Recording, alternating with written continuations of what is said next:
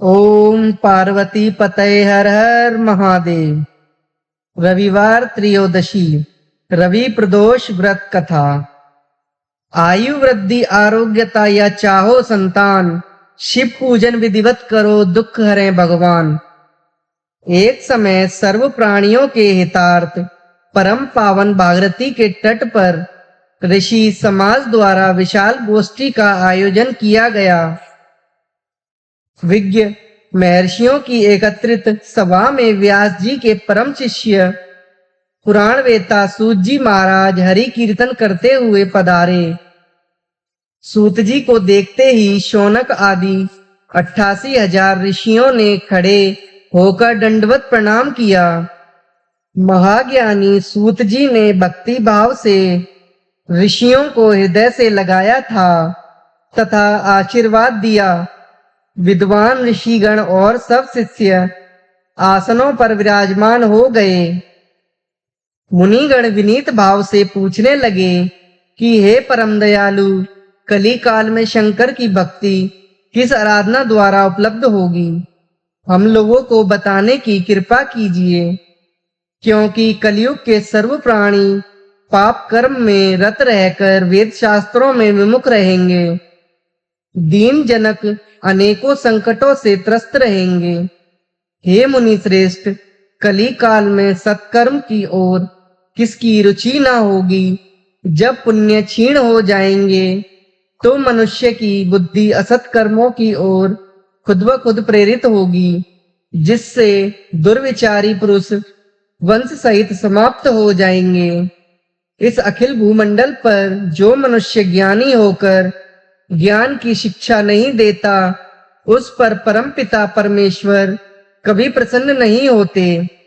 हे महामुने, ऐसा कौन सा उत्तम व्रत है जिससे मनवांछित फल की प्राप्ति होती हो? आप कृपा कर बतलाइए।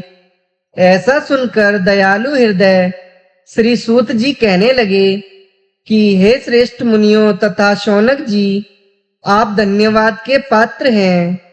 आप विचार सराहनीय एवं प्रशंसनीय है। आप वैष्णव अग्रण्य हैं, क्योंकि आपके हृदय में सदा परहित की भावना रहती है। इसलिए हे शौनक आदि ऋषियों, सुनो, मैं उस व्रत को तुमसे कहता हूँ जिसके करने से सब पाप नष्ट हो जाते हैं।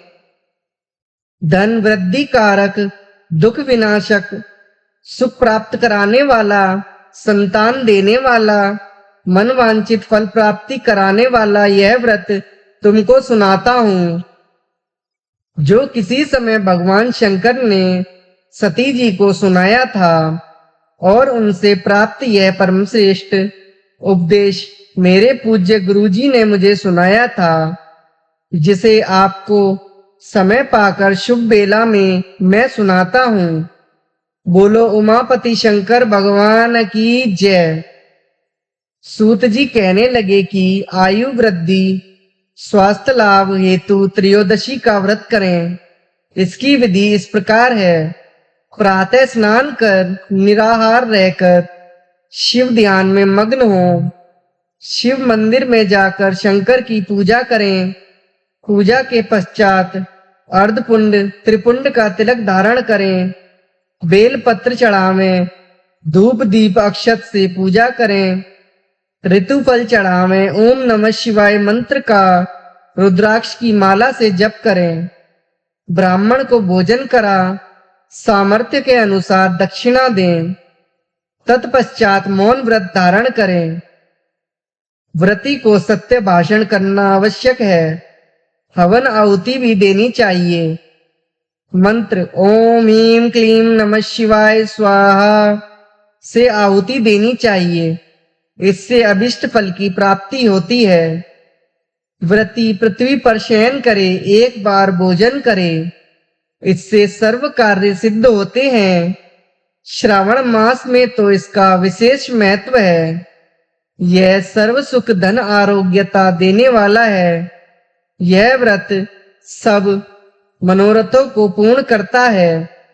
हे ऋषिवरों, यह प्रदोष व्रत जो मैंने आपको बताया, किसी समय शंकर जी ने सती जी को और वेदव्यास मुनि ने मुझको सुनाया था। शौनक आदि ऋषि बोले, हे पूज्यवर महामते, आपने यह व्रत परम गोपनीय, मंगलप्रद, कष्ट निवारक बतलाया है। कृपया यह बताने का कष्ट करें कि यह व्रत किसने किया और उसे क्या फल प्राप्त हुआ। श्री सूत जी बोले, हे विचारवान ज्ञानियों, आप शिव के परम भक्त हैं। आपकी भक्ति देखकर मैं व्रती पुरुषों की कथा कहता हूँ। एक गांव में अति दीन ब्राह्मण निवास करता था। उसकी साध्वी स्त्री प्रदोष व्रत किया करती थी। उसके घर ही पुत्र रत्न था। एक समय की बात है कि वह पुत्र गंगा स्नान करने के लिए गया। दुर्भाग्यवश मार्ग में चोरों ने उसे घेर लिया और वह कहने लगे कि हम तुझे मारेंगे, नहीं तो तू अपने पिता का गुप्त धन बतला दे। बालक दीन भाव से कहने लगा कि हे बंधुओं, हम अत्यंत दुखी दीन हैं, हमारे पास धन कहाँ है। चोर फिर कहने लगे कि तेरे पास पोटली में क्या बंधा है। बालक ने निसंकोच होकर उत्तर दिया कि मेरी माता ने मुझे रोटी बनाकर बांध दी है। दूसरा चोर बोला कि भाई, यह तो अति दीन दुखी हृदय है, इसे छोड़िए। बालक इतनी बात सुनकर वहां से प्रार्थना करने लगा और एक नगर में पहुंचा। नगर के पास एक बरगद का पेड़ था। बालक थककर वहां बैठ गया और वृक्ष की छाया में सो गया। उस नगर के सिपाही चारों ओर से चोरों की खोज में लगे हुए थे। चोरों की खोज करते करते उस बालक के पास आ गए। सिपाही बालक को भी चोर समझकर राजा के समीप ले गए। राजा ने उसे कारावास की आज्ञा दे दी। उधर बालक की मां भगवान शंकर जी का प्रदोष व्रत कर रही थी। उसी रात्रि राजा को स्वप्न हुआ कि यह बालक चोर नहीं है। प्रातःकाल ही इसे छोड़ दो, नहीं तो आपका राज्य वैभव सब शीघ्र ही नष्ट हो जाएगा।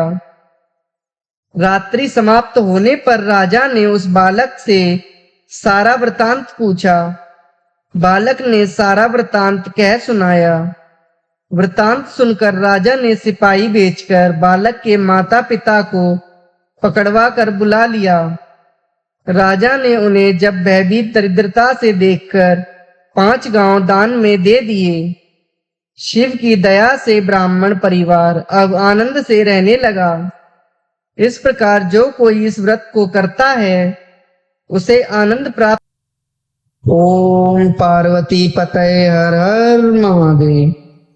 आज हम आपको सुनाएंगे सोमवार की व्रत कथा। सोमवार का व्रत साधारणतया दिन के तीसरे पहर तक होता है। व्रत में फलाहार या पारायण का कोई खास नियम नहीं है, किंतु यह आवश्यक है कि दिन रात में केवल एक समय भोजन करें। सोमवार के व्रत में शिवजी पार्वती का पूजन करना चाहिए। सोमवार के व्रत बड़ी श्रद्धा से करने चाहिए। कथा। एक साहूकार था जिसके घर में धन आदि किसी प्रकार की कोई कमी नहीं थी, परंतु उसके कोई पुत्र नहीं था। वह इसी चिंता में दिन रात दुखी रहता था। वह पुत्र की कामना के लिए प्रति सोमवार को शिवजी का व्रत और पूजन किया करता था तथा सायंकाल को शिव मंदिर में जाकर शिवजी के सामने दीपक जलाया करता था। उसके इस भक्ति भाव को देखकर एक समय श्री पार्वती जी ने शिवजी से कहा कि महाराज, यह साहूकार आपका परम भक्त है और सदैव आपका व्रत और पूजन बड़ी श्रद्धा से करता है। इसकी मनोकामना पूर्ण करनी चाहिए। शिवजी ने कहा, हे पार्वती, यह संसार कर्म क्षेत्र है। किसान खेत में जैसा बीज बोता है वैसा ही फल काटता है। उसी तरह इस संसार में प्राणी जैसा कर्म करते हैं वैसा ही फल भोगते हैं।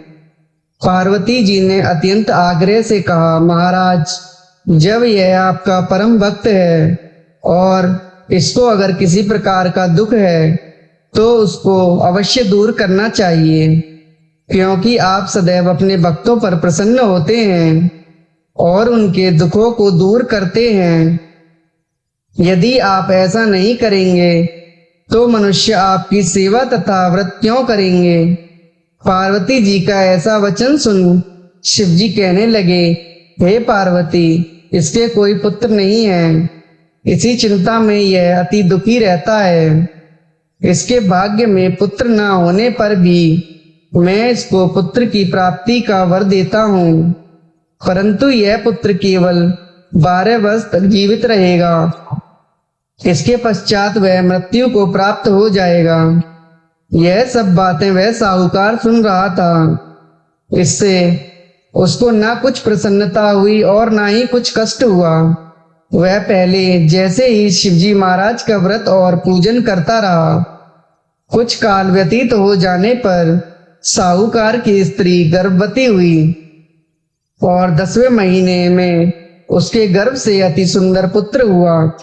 साहूकार के घर में बहुत खुशी मनाई गई, परंतु साहूकार ने उसकी केवल 12 वर्ष तक की आयु जान कोई अधिक प्रसन्नता प्रकट नहीं की और न ही किसी को भेद ही बताया। जब वह बालक 11 वर्ष का हो गया तो उस बालक की माता ने उसके पिता से विवाह आदि के लिए कहा। तो वह साहूकार कहने लगा कि मैं अभी इसका विवाह नहीं करूंगा, अपने पुत्र को काशी जी पढ़ने के लिए भेजूंगा। अतः साहूकार ने अपने साले अर्थात बालक के मामा को बुला लिया।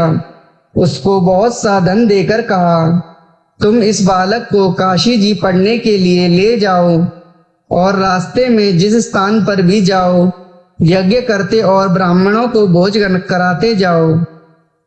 वह दोनों मामा भांजे यज्ञ करते और ब्राह्मणों को भोजन कराते जा रहे थे। रास्ते में एक शहर पड़ा। उस शहर के राजा की कन्या का विवाह था और दूसरे राजा का लड़का जो विवाह कराने के लिए बारात लेकर आया था वह एक आंख से काना था। उसके पिता को इस बात की बड़ी चिंता थी कि कहीं वर को देख कन्या के माता पिता विवाह में किसी प्रकार की अड़चन पैदा न कर दें। इस कारण जब उसने उस सेठ के लड़के को देखा तो मन में विचार किया, क्यों न दरवाजे के समय इस लड़के से वर का काम चलाया जाए। ऐसा विचार कर वर के पिता ने उस लड़के और मामा से बात की तो वे राजी हो गए।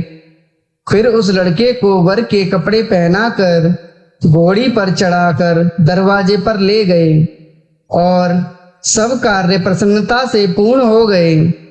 फिर वर के पिता ने सोचा कि यदि विवाह कार्य भी इसी लड़के से करा लिया जाए तो क्या बुराई है। ऐसा विचार कर लड़के और उसके मामा से कहा, यदि आप फेरों और कन्यादान के काम को भी करा दें तो आपकी बड़ी कृपा होगी, हम उसके बदले में बहुत कुछ धन दे देंगे। तो उन्होंने यह भी स्वीकार कर लिया और विवाह कार्य भी बहुत अच्छी तरह से हो गया। परंतु जिस समय लड़का जाने लगा तो उसने राजकुमारी की चुनरी के पल्ले पर लिख दिया कि तेरा विवाह तो मेरे साथ हुआ है, परंतु जिस राजकुमार के साथ तुमको भेजेंगे वह एक आंख से काना है और मैं काशी जी पढ़ने जा रहा हूँ। लड़के के जाने के पश्चात उस राजकुमारी ने जब चुनरी पर ऐसा लिखा हुआ पाया तो उसने काने राजकुमार के साथ जाने से मना कर दिया और कहा कि यह मेरा पति नहीं है, मेरा विवाह इसके साथ नहीं हुआ। जिसके साथ मेरा विवाह हुआ है वह तो काशी जी पढ़ने गया है। राजकुमारी के माता पिता ने अपनी कन्या को विदा नहीं किया और बारात वापस चली गई। उधर सेठ का लड़का और उसका मामा काशी जी पहुंच गए। वहां जाकर उन्होंने यज्ञ करना और लड़के ने पढ़ना शुरू कर दिया। जब लड़के की आयु 12 वर्ष की हो गई उस दिन उन्होंने यज्ञ रच रखा था। तब लड़के ने अपने मामा जी से कहा, मामा जी आज मेरी तबीयत कुछ ठीक नहीं है। मामा ने कहा, अंदर जाकर सो जाओ। लड़का अंदर जाकर सो गया और थोड़ी देर में उसके प्राण निकल गए। जब उसके मामा ने अंदर जाकर देखा कि वह तो मृत पड़ा है, तो उसको बड़ा दुख हुआ और उसने सोचा कि मैं अभी रोना पीटना मचा दूंगा तो यज्ञ का कार्य अधूरा रह जाएगा। अतः उसने जल्दी से यज्ञ समाप्त कर ब्राह्मणों के जाने के बाद रोना पीटना आरंभ कर दिया। संयोगवश उसी समय शिव पार्वती जी उधर से जा रहे थे। जब उन्होंने जोर जोर से रोने पीटने की आवाज सुनी तो पार्वती माता कहने लगी, महाराज कोई दुखिया रो रहा है, इसके कष्ट दूर कीजिए। जब शिव पार्वती माता ने पास जाकर देखा तो वहां एक लड़का मृत पड़ा था। पार्वती माता कहने लगी, महाराज यह तो उसी सेठ का लड़का है जो आपको वरदान से हुआ था। शिवजी ने पार्वती जी से कहा कि इसकी आयु इतनी ही थी, सो यह भोग चुका। तब पार्वती जी ने कहा, हे महाराज इस बालक को और आयु दो, नहीं तो इसके माता पिता तड़प तड़प कर मर जाएंगे। पार्वती जी के बार बार कहने पर शिवजी ने उसको जीवन वरदान दिया और शिवजी महाराज की कृपा से लड़का जीवित हो गया। शिव पार्वती जी कैलाश चले गए। शिक्षा पूर्ण होने पर वह लड़का और मामा उसी प्रकार यज्ञ करते तथा ब्राह्मणों को भोजन कराते हुए अपने घर की ओर चल पड़े। रास्ते में उसी शहर में आए जहां उसका विवाह हुआ था। वहां पर आकर उन्होंने यज्ञ आरंभ कर दिया तो उस लड़के के ससुर ने पहचान लिया और महल में ले जाकर उसकी बड़ी खातिरदारी की। साथ ही बहुत सा धन देकर दास दासियों सहित आदर पूर्वक लड़की और जमाई को विदा किया। जब वे अपने शहर के निकट आए तो मामा ने कहा, मैं पहले तुम्हारे घर जाकर खबर देता हूँ। जब उस लड़के का मामा घर पहुंचा तो लड़के के माता पिता घर की छत पर बैठे हुए थे और उन्होंने यह प्रण कर रखा था कि यदि हमारा पुत्र सकुशल घर लौट आया तो हम राजी खुशी नीचे उतर कर आ जाएंगे, नहीं तो छत से गिरकर अपने प्राण गंवा देंगे। इतने में उस लड़के के मामा ने आकर यह समाचार दिया कि आपका पुत्र आ गया है, तो उनको विश्वास नहीं आया। तब उसके मामा ने शपथ पूर्वक कहा कि आपका पुत्र अपनी स्त्री के साथ बहुत सा धन लेकर आया है। तो सेठ ने आनंद के साथ स्वागत किया और बड़ी प्रसन्नता के साथ रहने लगे। बोलो शिवजी महाराज की जय। दूसरी कथा। मृत्यु लोक में भ्रमण करने की इच्छा करके एक समय श्री भूतनाथ महादेव जी माता पार्वती के साथ पधारे। भ्रमण करते करते अमरावती नाम की अति रमणीक नगरी में पहुंचे। अमरावती नगरी के सब प्रकार से सुखों से परिपूर्ण थी। उसमें वहां के महाराजा का बनाया हुआ अति रमणीक शिवजी का मंदिर था। उसमें भगवान शंकर भगवती पार्वती के साथ निवास करने लगे।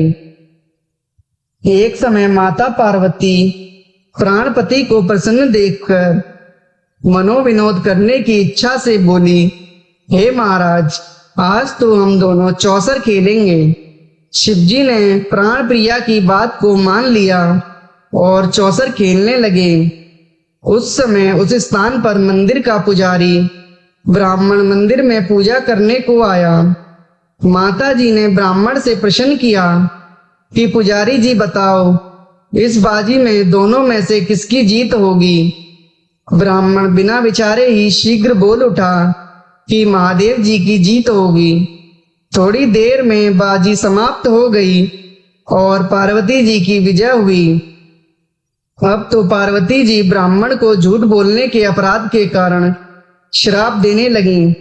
तब महादेव जी ने पार्वती जी को बहुत समझाया, परंतु उन्होंने ब्राह्मण को कोढ़ी होने का श्राप दे दिया। कुछ समय बाद पार्वती जी के श्रापवश पुजारी के शरीर में कोढ़ पैदा हो गया, तो पुजारी दुखी रहने लगा।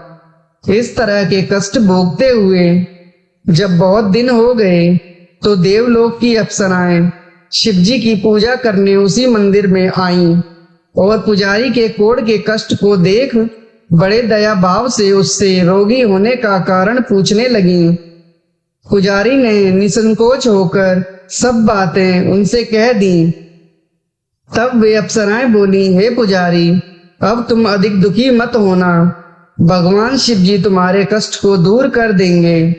तुम सब व्रतों में श्रेष्ठ 16 सोमवार का व्रत भक्ति भाव के साथ करो।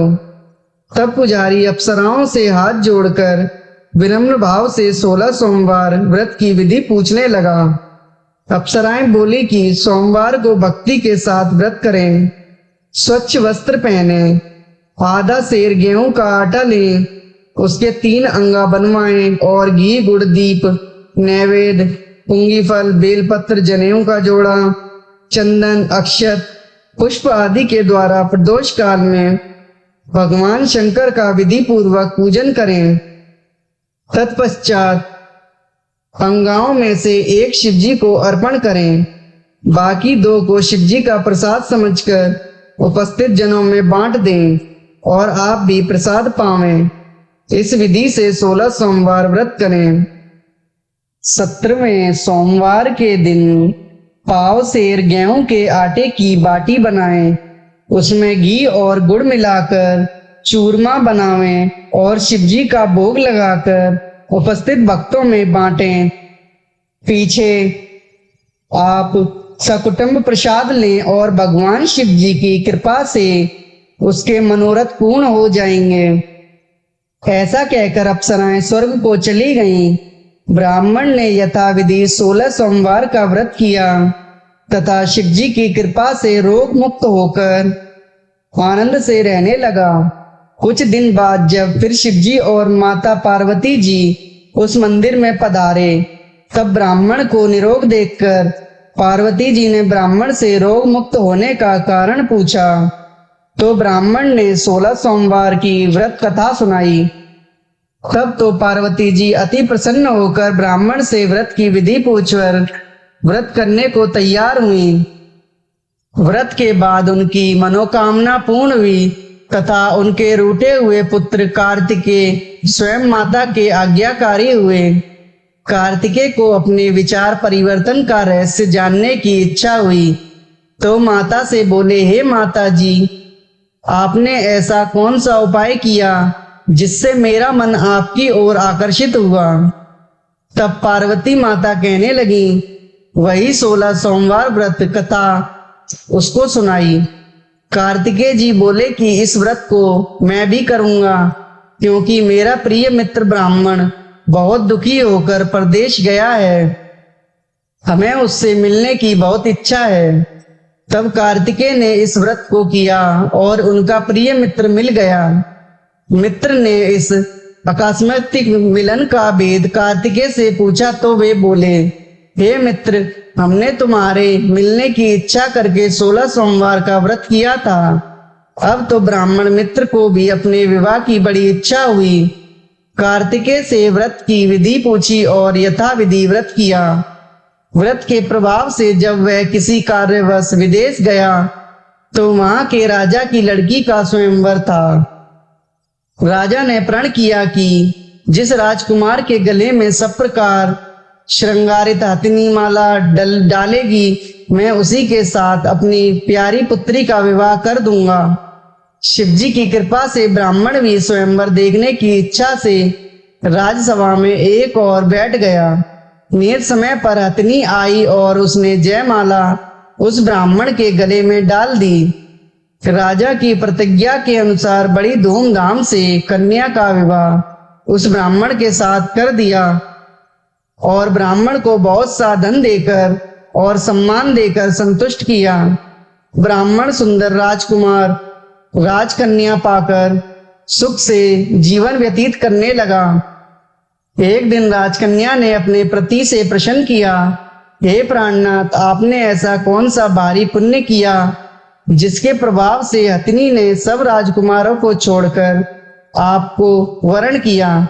ब्राह्मण बोला, हे प्राण प्रिय, मैंने अपने मित्र कार्तिकेय के कथानुसार 16 सोमवार का व्रत किया था, जिसके प्रभाव से मुझे तुम जैसी रूपवान पत्नी की प्राप्ति हुई। व्रत की महिमा सुनकर राजकन्या को बड़ा आश्चर्य हुआ और वह भी पुत्र की कामना करके व्रत करने लगी। शिवजी की दया से उसके गर्भ में अति सुंदर, सुशील, धर्मात्मा और विद्वान पुत्र उत्पन्न हुआ। माता पिता दोनों उस देव पुत्र को पाकर अति प्रसन्न हुए और उसका लालन पालन भली प्रकार से करने लगे। जब पुत्र समझदार हुआ तो एक दिन उसने अपनी माता से प्रश्न किया कि माँ, तूने कौन सा व्रत किया है जो मेरे जैसा पुत्र तेरे गर्भ से उत्पन्न हुआ। माता ने पुत्र का प्रबल मनोरथ जानने के अपने किए हुए 16 सोमवार का व्रत को विधि के सहित पुत्र के सम्मुख प्रकट किया। पुत्र ने सब तरह के मनोरथों का पूर्ण करने वाला यह व्रत सुना तो वह भी इस व्रत को राज्याधिकार पाने की इच्छा से हर सोमवार को यथाविधि व्रत करने लगा। उसी समय एक देश के वृद्ध राजा के दूतों ने आकर उसकी राजकन्या के लिए उसे वरण किया। राजा ने अपनी पुत्री का विवाह ऐसे सर्वगुण संपन्न ब्राह्मण युवक के साथ करके बड़ा सुख प्राप्त किया। वृद्ध राजा के दिवंगत हो जाने पर ही यही ब्राह्मण बालक गद्दी पर बिठाया गया, क्योंकि दिवंगत राजा के कोई पुत्र नहीं था। राज्य का अधिकारी होकर भी वह ब्राह्मण पुत्र अपने 16 सोमवार व्रत को करता रहा। जब 17वां सोमवार आया तो विप्र पुत्र ने अपनी प्रियतमा से सब पूजन सामग्री लेकर शिवालय में चलने के लिए कहा, परंतु राजकन्या ने उसकी आज्ञा की परवाह नहीं की। दास दासियों द्वारा सब सामग्रियां शिवालय भिजवा दी और आप नहीं आई। जब राजा ने शिवजी का पूजन समाप्त किया तब एक आकाशवाणी हुई, हे राजा, अपनी इस रानी को राजमहल से निकाल दे, नहीं तो तुम्हारा सर्वनाश कर देगी। वाणी को सुनकर राजा को आश्चर्य का ठिकाना नहीं रहा और तत्काल ही आकर अपने सभासदों को बुलाकर पूछने लगा कि हे मंत्रियों, मुझे आज शिवजी की वाणी हुई है कि राजा, तू अपनी इस रानी को निकाल दे, नहीं तो ये तेरा सर्वनाश कर देगी। मंत्री आदि सब बड़े विस्मय और दुख में डूब गए, क्योंकि जिस कन्या के कारण राज मिला है, राजा उसी को निकालने का जाल रचता है, यह कैसे हो सकेगा। अंत में राजा ने उसे अपने यहाँ से निकाल दिया। रानी दुखी हो भाग्य को कोसती हुई नगर से बाहर हुई। फटे वस्त्र पहने, भूख से दुखी, धीरे धीरे चलकर एक नगर में पहुंची। वहां एक बुढ़िया सूत काट कर बेचने जाती थी। रानी की करुण दशा देख बोली, चल तू मेरा सूत बिकवा दे, मैं वृद्ध भाव हूँ, मैं भाव नहीं जानती। ऐसी बात बुढ़िया की सुन रानी ने बुढ़िया के सिर से सूत की गतरी उठाकर अपने सिर पर रखी। थोड़ी देर बाद आंधी आई कि बुढ़िया का सूत सर से उड़ गया। बेचारी बुढ़िया पछताती रह गई और रानी को अपने साथ से दूर रहने को कह दिया। अब रानी एक तेली के घर गई तो तेली के सब मटके शिवजी के प्रकोप से चटक गए। ऐसी दशा देख तेली ने रानी को अपने घर से निकाल दिया। इस प्रकार रानी अत्यंत दुख पाती हुई सरिता के तट पर गई तो उस सरिता का समस्त जल सूख गया। तत्पश्चात रानी एक वन में गई। वहां एक सरोवर में सीढ़ी से उतर पानी पीने को गई। उसके हाथ से जल स्पर्श होते ही सरोवर का नील कमल जैसा जल गंदा हो गया। रानी ने भाग्य पर दोषारोपण करते हुए उस जल को पान करके पेड़ की शीतल छाया में विश्राम करना चाहा। वह रानी जिस पेड़ के नीचे जाती उस पेड़ के पत्ते तत्काल ही गिर जाते।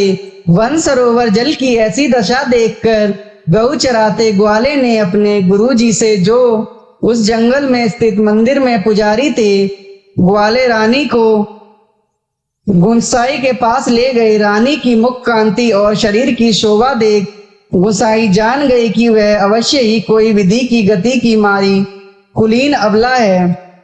ऐसा सोच पुजारी जी ने रानी से कहा कि पुत्री, मैं तुमको पुत्री समान रखूंगा, तुम मेरे आश्रम में ही रहो, मैं तुमको किसी प्रकार का कष्ट नहीं होने दूंगा।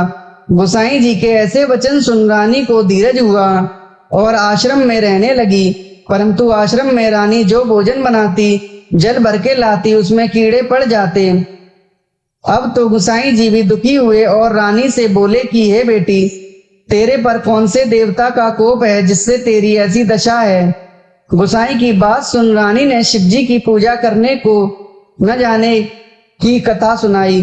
तो गोसाई शिव जी महाराज की अनेक प्रकार से स्तुति करते हुए रानी के प्रति बोले कि पुत्री, तुम सब मनोरथों से पूर्ण करने वाले 16 सोमवार का व्रत करो, व्रत के प्रभाव से कष्ट से मुक्त हो सकोगी।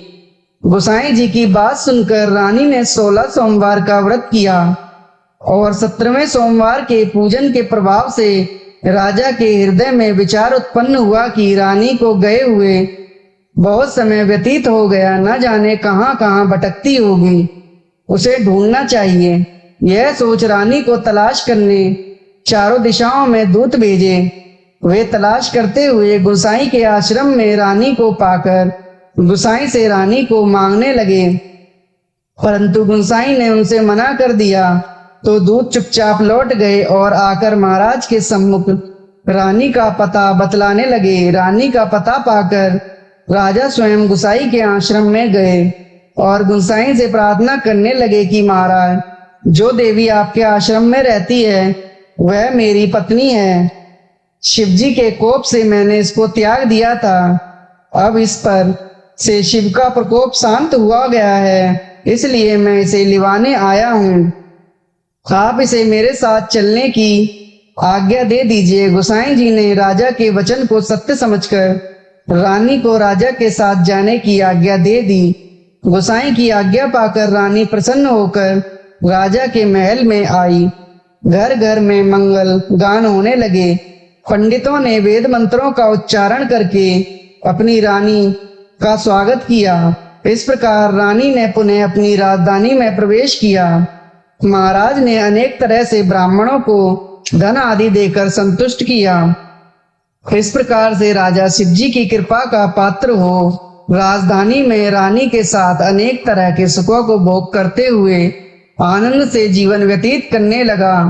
तब राजा और रानी 16 सोमवार का व्रत करने लगे और लोक में अनेकानेक सुखों को भोगने के पश्चात शिवपुरी को पधारे। ऐसे ही जो मनुष्य भक्ति सहित 16 सोमवार का व्रत, पूजन इत्यादि विधिवत करता है, तो वह इस लोक से समस्त सुखों को भोगकर शिवपुरी को प्राप्त होता है। यह व्रत सब मनोरथों को पूर्ण करने वाला है। बोलो शिव जी महाराज की जय, बोलो पार्वती मैया की जय।